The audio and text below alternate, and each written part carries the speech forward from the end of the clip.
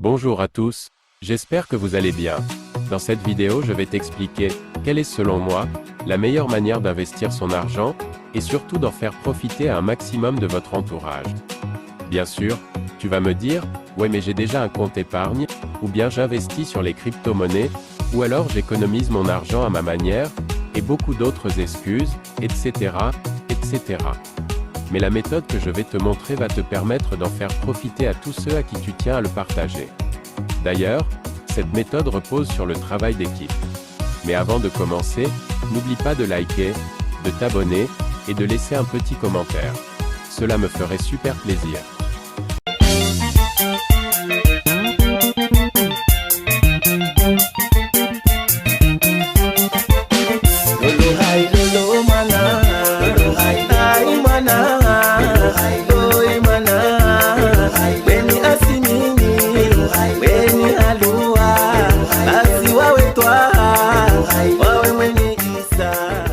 Il y a beaucoup de façons d'obtenir rapidement de l'argent, comme faire un crédit, ou vendre des objets que tu n'utilises pas. Mais si par exemple tu ne travailles pas, ou si tu n'as pas assez de revenus pour accéder rapidement à tes ambitions et tes projets, cette méthode est faite pour toi. Même ceux qui ont déjà une source de revenus largement suffisante peuvent se permettre de le faire. Ça demande à être sérieux, ponctuel, et surtout être quelqu'un de confiant. Car cette méthode repose sur la confiance mutuelle envers les autres. L'idée c'est de réunir un groupe de personnes de confiance, de préférence la famille, afin que chacun mette une certaine somme d'argent sur une table. Ça peut être 100 € chacun, ou même 500 € chacun, ça dépend de ce que l'ensemble du groupe peut se permettre d'investir.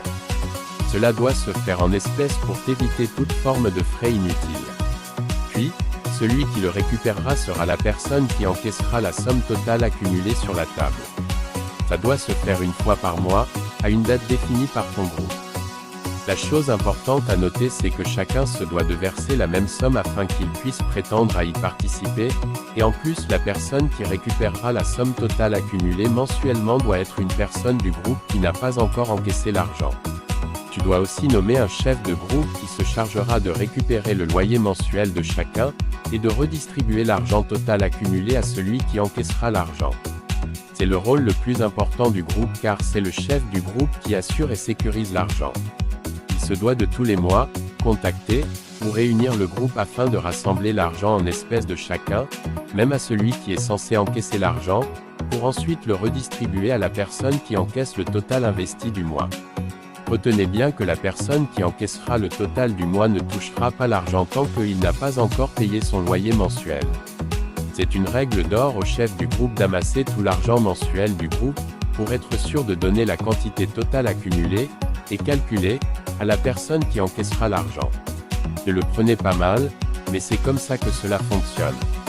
Au moins, vous pourrez être sûr que le chef du groupe prend son rôle au sérieux. Un genre de loyer à payer, ou une forme de crédit on peut dire ça. L'avantage de cette méthode c'est que cela te permet d'être sûr d'avoir une grosse quantité d'argent dans le mois où tu es censé encaisser l'argent total investi de l'ensemble du groupe. Tout ce que tu as à faire c'est de choisir à quel mois tu souhaites encaisser l'argent, et chacun fera de même. Cela peut même débuter dès que vous avez organisé votre groupe et que vous vous êtes fixé un prix à payer. Mais attention, tu dois quand même payer ton loyer mensuel jusqu'à ce que la dernière personne qui n'a pas encore encaissé l'argent total investi, puisse récupérer l'argent. C'est pour cela que je te demande de le faire avec des personnes de confiance, telles que la famille, ou des amis de confiance. Cela évitera tout problème inutile, surtout si quelqu'un a un retard de paiement pour X raison. Genre il te le donnera le lendemain, ou une semaine après, ce n'est pas grave, c'est quelqu'un de confiance, il ne va pas te la faire à l'envers. C'est dans l'intérêt de chacun de respecter les règles du loyer d'investissement. Par contre, ne commets pas l'erreur de rajouter quelqu'un dans le loyer d'investissement, alors que la dernière personne qui est censée encaisser l'argent ne l'a pas encore récupéré. Une fois que le groupe a été formé, tu ne peux plus le modifier, que ce soit en quantité d'argent mensuel investi, ou en nombre de personnes dans le groupe. Cette erreur trompera la quantité totale d'argent encaissé de chacun dans ton groupe, et peut être raison à chacun de demander le remboursement car c'est compté comme si quelqu'un dans le groupe n'a pas payé son loyer. Moi c'est ce que je fais pour financer mes projets, que ce soit professionnel ou personnel. Au moins je suis sûr de ne pas perdre mon argent, car il y a beaucoup de virements invisibles qui passent sur mon compte, comme les frais bancaires, etc., etc. En plus ça fait profiter à ma famille qui elles aussi ont besoin de placer leurs argent et les retirer quand ils ont en besoin. Je partage cette méthode car j'en ai marre de voir des gens se plaindre de la vie chère, ou de juger ceux qui sont posés après des années d'efforts. J'espère avoir été utile pour vous. Si c'est le cas, n'hésite pas à liker, à t'abonner, et à laisser un petit commentaire. Cela me ferait super plaisir, et à très vite pour une nouvelle vidéo.